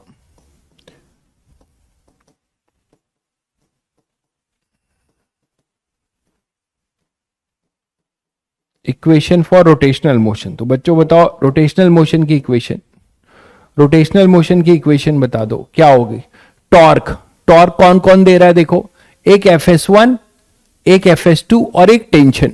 ठीक है, तो मैंने कहा था कि जिसका टॉर्क अल्फा के एज्यूम डायरेक्शन के अलोंग होगा उसको पॉजिटिव मान लो, जो अल्फा के अपोजिट होगा जिस फोर्स का टॉर्क उसको माइनस ले लो, या आप प्लस के कैप माइनस के कैप से भी कर सकते हैं, बात बराबर है।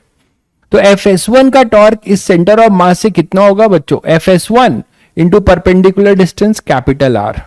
उसी तरीके से Fs2 into perpendicular distance capital R. Fs2 का एंटी क्लॉकवाइज है, Fs1 का क्लॉकवाइज है, और टेंशन का जो टॉर्क होगा इसके रिस्पेक्ट में टेंशन ऐसा होगा, है ना। तो टेंशन का जो टॉर्क होगा वो क्लॉकवाइज। तो अल्फा की एक डायरेक्शन में हमने क्या कर लिया है, टेंशन का जो टॉर्क है वो अल्फा की डायरेक्शन में है, Fs1 का जो टॉर्क है अल्फा की डायरेक्शन में है, Fs2 का जो टॉर्क है अल्फा के अपोजिट है। ठीक है, तो अब यहां पे बच्चों आपको क्या करना है? Fs1 into perpendicular distance R plus tension T into perpendicular distance R और minus Fs2 into perpendicular distance R is equal to I alpha. तो this is your 8th equation. 8 equation बनाया आपने 8 इक्वेशन बनाया। प्लस नहीं होगा भाई उत्कर्ष, देखिए एक जगह माइनस होगा क्योंकि Fs2 का अल्फा के अपोजिट है ना, मतलब वो प्लस के क्या, मतलब मैं इसको माइनस ले रहा हूं तो क्लॉकवाइज को प्लस ले रहा हूं, एक तरीके से क्लॉकवाइज को प्लस ले रहा हूं। ठीक है, हाँ T का स्मॉल आर होगा, बिल्कुल सही कह रहे हैं, T का स्मॉल आर होगा, T इंटू स्मॉल आर, बिल्कुल सही कह रहे हैं, T का स्मॉल आर होगा, Fs1 Fs2 का कैपिटल आर होगा। तो बच्चों ये 8 इक्वेशन बनेगी, इसमें ये 8 इक्वेशन बनेगी और इसको सॉल्व करना होगा। सॉल्व नहीं करना है, मैंने जस्ट फॉर ए प्रैक्टिस कराया, इसके छोटे छोटे पार्ट आपको मिलेंगे। ठीक है, अब जरा अननोन गिनो, देखिए कितने अननोन है और कितने हमने इक्वेशन बनाए।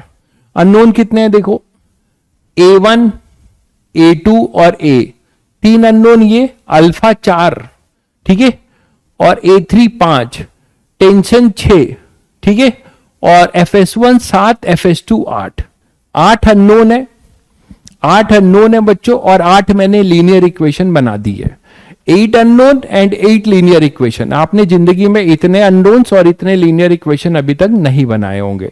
तो 8 अननोन बच्चों और 8 इक्वेशंस, आपका काम हो जाएगा। ठीक है, और आपको सारे आंसर्स F1 और F2 के टर्म्स में ही निकालने पड़ेंगे।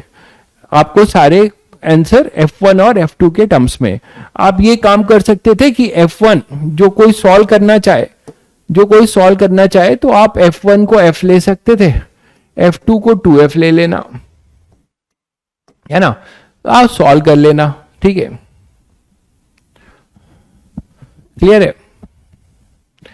कंस्ट्रेन भी होगा, कंस्ट्रेन लिख तो दिया है, कंस्ट्रेन इक्वेशन ये लिख तो दिया है भाई, this is your constraint relation, है ना। धागा खुलने का, जितना ये स्पूल ऑफ थ्रेड अनवाइंड होगा उतना ये ब्लॉक नीचे जाएगा, जितना ये अनवाइंड होगा उतना ये नीचे जाएगा। ये बात सबको समझ में आ गई क्या? ये सबको समझ में आई क्या? क्लियर है बच्चों? चलिए आगे बढ़ते हैं फिर। तो एक क्वेश्चन करते हैं अनवाइंडिंग ऑफ थ्रेड पे।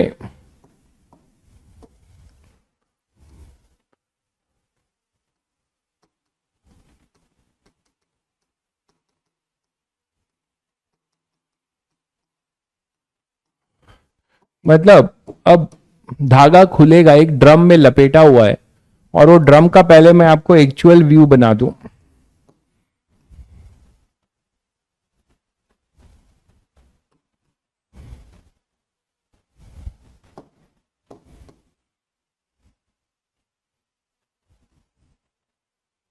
ये ड्रम है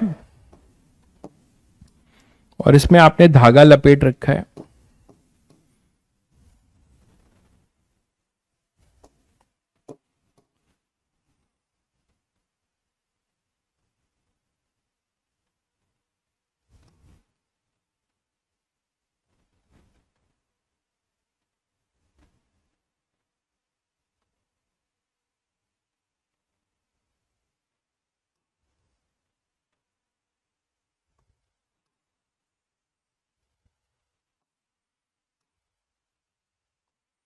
इसमें आपने धागा लपेट रखा है इस तरीके से, देखिए, और यहां पे इसको टांग रखा है।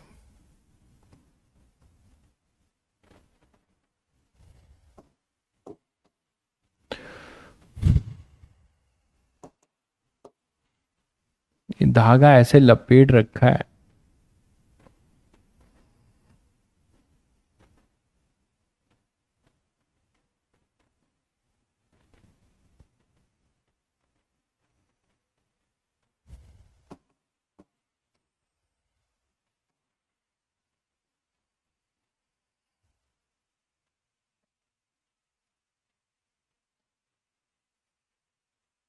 ठीक है, इस तरीके से आपने धागा लपेट रखा है। उसका पिछला वाला हिस्सा मैंने नहीं बनाया है, समझ गए होंगे। ऐसे आपने इसको, ऐसे आपने लपेट रखा है। ठीक है, लपेट के इसको ऐसे टांग रखा है। y को अननोन में काउंट करो। अरे भाई हमें y थोड़े निकालना है मेरे भाई, y थोड़े निकालना है हमें, हमें एक्सेलरेशन निकालना है। तो हमने एक्सेलरेशन a3 को काउंट कर लिया है। जो y का सेकेंड डेरिवेटिव है वही a3 है।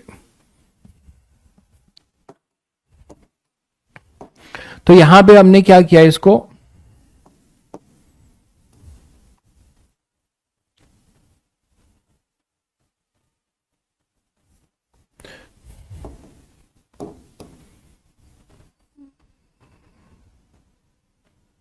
ठीक है, इसको लपेट रखा है और इसको ऐसे टांग रखा है। अब इसको हमने छोड़ दिया तो क्या होगा सबको पता है। ये जो सिलेंडर है ये ऐसे रोल करता हुआ नीचे जाएगा और अपने फिक्स एक्सिस के अबाउट, ये इसकी एक्सिस है, ये इसकी एक्सिस है। ठीक है, तो ये अपने एक्सिस के अबाउट क्या होगा, ये ऐसे फिक्स होता हुआ ये जाएगा। मतलब कुछ ऐसा है, देखो ये सिलेंडर है ना। अब ये सिलेंडर में तुमने ऐसे धागा बांध दिया और इसको ऐसे टांग दिया तो क्या होगा बताओ, ऐसे धागा टांग दिया है तो सिलेंडर ऐसे रोल करता हुआ नीचे जाएगा ना। इतना तो बहुत बेसिक बात है, समझ रहे हो कि ये सिलेंडर ऐसे रोल करता हुआ इस धागे पे, ये इस तरीके से ऐसे रोल करता हुआ, मान लो ये मेरा हाथ, ये धागा है, तो ऐसे रोल करता हुआ नीचे जाएगा।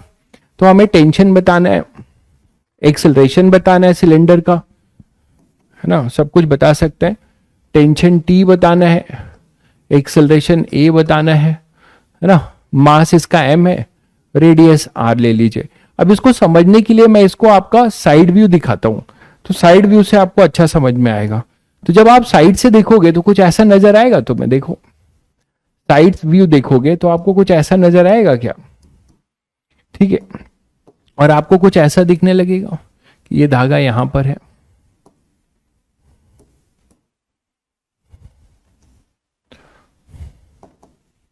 बोलो ऐसा दिखेगा।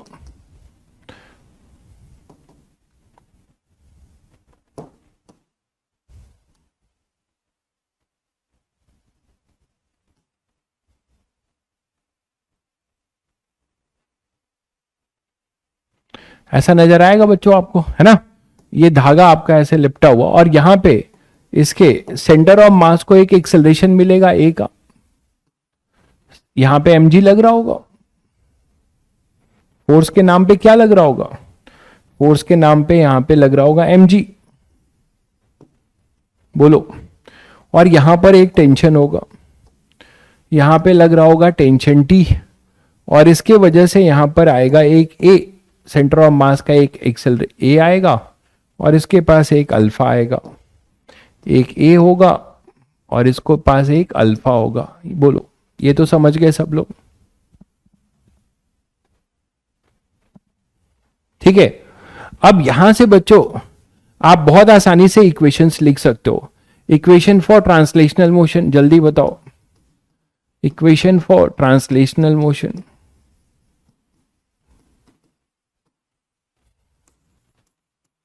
तो ट्रांसलेशनल मोशन की इक्वेशन क्या होगी, net force in accelerated direction, net force in accelerated direction क्या होगा, mg माइनस टी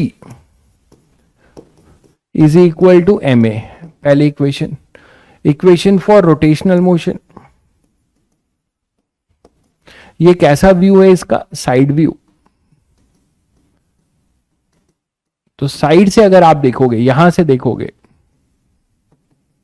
यहां से आपको दिखोगे तो यही दिखेगा और ये ऐसे जा रहा होगा, है ना, विजुलाइज कर पा रहे हो। तो इक्वेशन फॉर रोटेशनल मोशन, तो रोटेशनल मोशन के लिए क्या बोलोगे बच्चों, रोटेशनल मोशन के लिए, रोटेशनल मोशन के लिए बोलोगे टॉर्क। mg तो टॉर्क देगा नहीं, mg टॉर्क नहीं देगा, केवल टेंशन टॉर्क देगा, है ना। तो टेंशन का जो परपेंडिकुलर डिस्टेंस है इसके सेंटर ऑफ मास से, वो आप देख ही रहे हो r है ना, r इसका परपेंडिकुलर डिस्टेंस होगा। तो क्या लिख सकते हो, T into R equal to I alpha, है ना। सिलेंडर अगर है तो mr square by 2 into alpha, ये आपकी दूसरी इक्वेशन हो जाएगी बच्चों, ये आपकी दूसरी। अब नेक्स्ट है कि नो स्लिपिंग, ये धागा जो है, ये अपना जो सिलेंडर है, ये धागे पे प्योर रोलिंग कर रहा है, ये धागे पे प्योर रोलिंग कर रहा है। तो कंडीशन फॉर नो स्लिपिंग की बात करो, या इसको आप कंस्ट्रेंट मोशन भी बोल सकते हैं। मतलब ये हुआ कि जितना ये नीचे जाएगा और जितना ये रोटेट होगा, है ना, इन दोनों में अंतर नहीं होना चाहिए। अगर ये y नीचे गया और r थीटा से रोटेट हुआ, ठीक है, तो y इक्वल टू हमेशा r थीटा होना चाहिए। क्यों, अगर ये नीचे जितना गया उतना ही रोटेट हो गया तो स्ट्रिंग हमेशा टॉट रहेगी, नहीं तो स्ट्रिंग क्या हो जाएगी, लूज हो जाएगी या टूट जाएगी। मेरी बात समझ रहे हैं कैसे। अब कंडीशन फॉर प्योर रोलिंग यहां कैसे लिखोगे, देखो ये भी आसान है।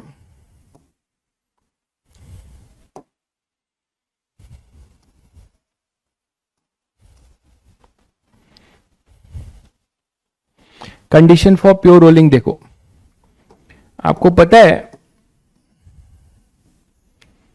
कि यहां पे कोई पॉइंट P पकड़ लो, कोई भी P पॉइंट पकड़ लो, ध्यान से देखिए।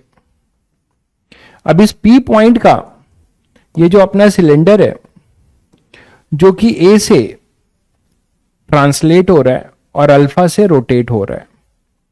तो अब ध्यान से देखो कि इस पी पॉइंट को दो एक्सेलरेशन मिलेंगे।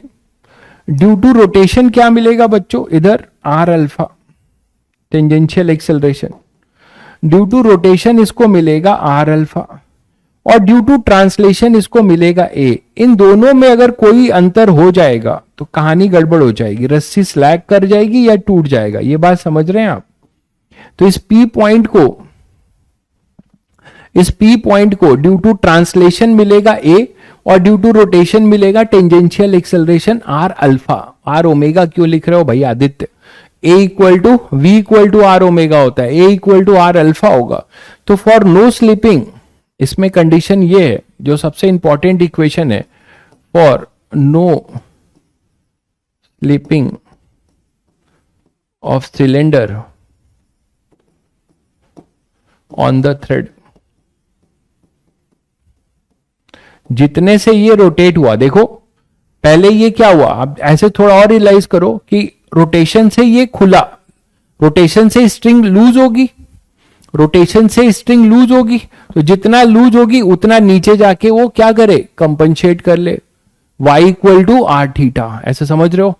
तो उसी तरीके से आप यहां पे भी बता सकते हो कि स्ट्रिंग को टॉट होना जरूरी है, नहीं तो फिर ये रोल करता हुआ नीचे नहीं जाएगा अगर स्ट्रिंग टॉट नहीं होगी तो।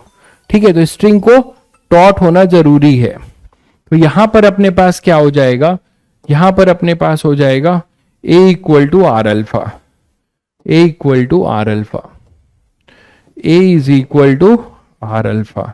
This is your third equation. ठीक है, condition of pure rolling, condition of no slipping, ये तीन इक्वेशंस हो जाएंगी। इन तीनों से हम फटाफट क्वेश्चन सॉल्व कर सकते हैं, कर लेते हैं। तो फ्रॉम सेकेंड इसको अगर सॉल्व करो तो t इज इक्वल टू आएगा m by two are alpha, और आर अल्फा की वैल्यू a पुट कर देंगे तो एम ए बाई टू। ठीक है, और फर्स्ट इसको हम कुछ फोर्थ मान लें, तो फ्रॉम फर्स्ट एंड फोर्थ इसको पुट कर दो, पुट इन सेकेंड, है ना, इस t की वैल्यू को सेकेंड में पुट कर दो तो हमें क्या मिल जाएगा,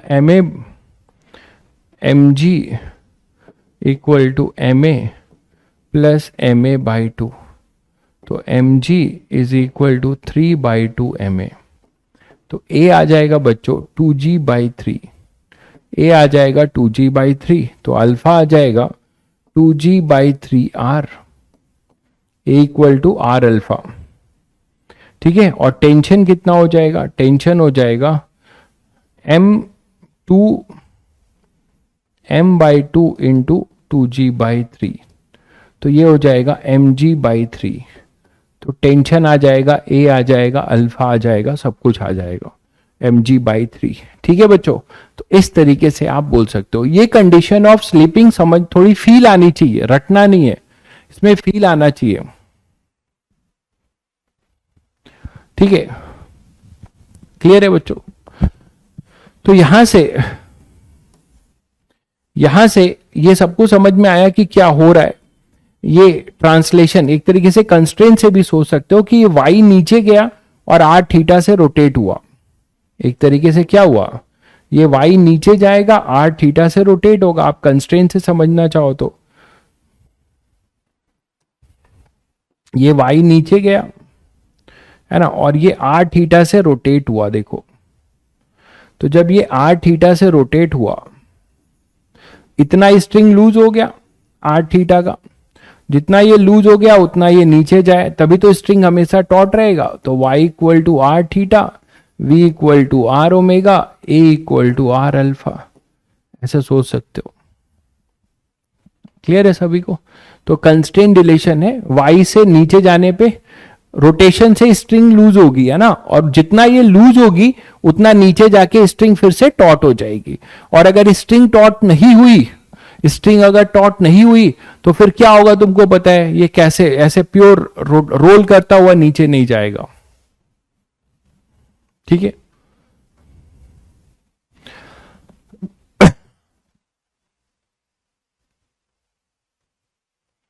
क्लियर है बच्चों? चलिए, आपके टाइम में इतने रिसोर्स भी नहीं थे, फिर भी आप फिजिक्स में अच्छे हो।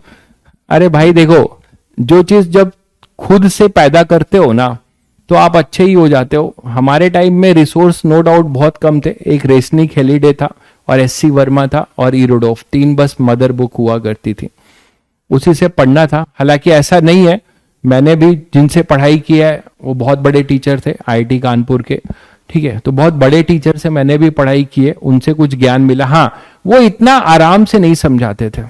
वो लोग 45 मिनट्स की क्लास लेते थे, समझ पाओ समझो, नहीं समझ पाओ मत समझो, ठीक है, और 500-700 की भीड़ में पढ़ते थे। खुद से जो है फिर घर पे जाके उनकी कॉपी को 2-2 घंटे समझते थे। ठीक है बच्चों, 2023 का बेस्ट लेक्चर था ऐसा तुम्हें लग रहा होगा, है ना। रोटेशन टॉपिक है, मैंने कहा था तुम लोगों को मजा आ जाएगा तुम लोगों को, ठीक है, तुम लोग फालतू डर रहे थे, ठीक है। तो आपको जो है रोटेशन रोलिंग बहुत इंटरेस्टिंग टॉपिक है, मजा आ जाएगा आपको। अभी और आगे भी हम इस पे बात करेंगे, जब हम लोग कोर्स खत्म करेंगे एडवांस की प्रैक्टिस करेंगे तो इसमें एक से एक क्वेश्चंस करेंगे बच्चों अभी, ठीक है। कंस्ट्रेन में देखिए, कंस्ट्रेन में 2 ही चीज है, धागा का यहां पे क्या नहीं समझ में आया, ये तो बहुत आराम से समझाया आपको। प्योर रोलिंग से भी समझ लो कि रोटेशन से इसको एक टेंजेंशियल एक्सेलरेशन मिला, ट्रांसलेशन से नीचे मिला, ये दोनों जब बराबर हो जाएंगे तो ये पी पॉइंट रेस्ट पे रहेगा ना, पी पॉइंट रेस्ट पे रहेगा, ठीक है, पी जो है अपना रेस्ट पे रहेगा। नहीं, एंडेड नहीं है भाई टीम मेरी तरफ से कभी भी कुछ भी एंडेड नहीं होता, लेकिन हाँ एक लेवल पे आके रोकना है क्योंकि हमें और भी टॉपिक्स पढ़ने हैं, ठीक है। तो ये लास्ट लेक्चर नहीं है, लास्ट लेक्चर जो है कल होगा। कल मैं सोच रहा हूं कि अभी पूछकर बताऊंगा आपको, अगर कल टाइम मिला तो एक्स्ट्रा क्लास रखेंगे आप लोग की। इस टाइम पे कल कोई एक्स्ट्रा क्लास, कल कोई रेगुलर क्लास होती है क्या, जल्दी से बता दीजिए, तो एक्स्ट्रा क्लास रख लेंगे। कल इस टाइम पे आप लोग की कोई रेगुलर क्लास होती है क्या?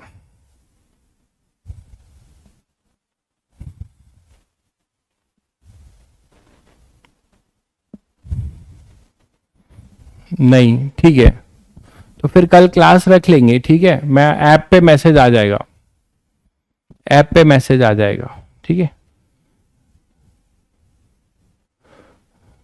लास्ट क्लास नहीं, इस टाइम पे, इस टाइम पे 5:45 से 4 बजे से, 4 बजे से कोई क्लास है क्या?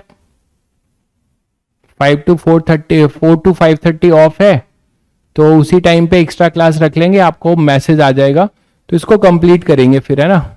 कल या होपफुली कल अगर क्लास हो जाती है तो कल, और कल, हाँ कल क्लास तो लेंगे ही, तो वैसे ये कल का सेकंड लास्ट लेक्चर होगा। एक लेक्चर और, 2 लेक्चर और होंगे बस, ज्यादा से ज्यादा 2 लेक्चर और लूंगा मैं रोलिंग के लिए, ठीक है। चलिए फिर मिलते हैं, ओके। अब आप लोग एससी वर्मा पूरा सॉल्व कर सकते हैं, एससी वर्मा पूरा कर सकते हैं, जो डीपीपी जा रही है वो पूरा कर सकते हैं, और सीट भी पूरा कर सकते हैं, सीट भी पूरा कर सकते हैं। चलिए।